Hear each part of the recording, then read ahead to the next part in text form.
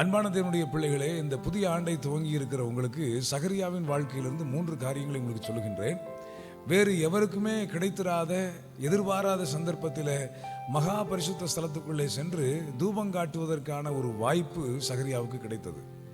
இரண்டாவது, அப்படி தூபங்காட்ட ஏற்கனவே மகா பரிசுத்த ஸ்தலத்துக்குள்ளே பிரவேசித்த எந்த பிரதான ஆசாரியனுக்கும் கிடைத்திராத ஒரு சந்திப்பு தேவதூதனோடு இந்த சகரியாவுக்கு கிடைத்தது.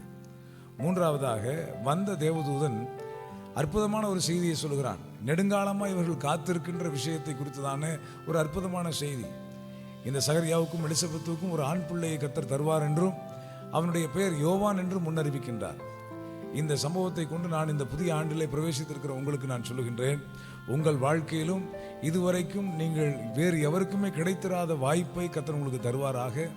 அதுபோல இதுவரைக்கும் நீங்கள் சந்தித்திராத சில சந்திப்புகள், எப்படி ரூத் போவாஸை சந்தித்தது நிமித்தமாக தேவனுடைய வம்ச வரலாறுல இடம் பிடித்தது போல உங்கள் வாழ்க்கையிலே சில டிவைன் கனெக்ஷன்ஸ், தெய்வீக சந்திப்புகளை கர்த்தர் உங்களுக்கு ஏற்படுத்தி தருவாராக. மாத்திரமல்ல, நீங்கள் நீண்ட நாட்களாய் காத்திருக்கிற காரியங்களிலே நல்ல செய்திகள் உங்களை தேடி வரும்படியாக, அந்த செய்திகள் பலிக்கும்படியாக, அனுபவிக்கும்படியாக கர்த்தர் உங்களுக்கு கிருபை செய்வாராக என்று இயேசுவின் நாமத்தினாலே உங்களை வாழ்த்துகிறேன்.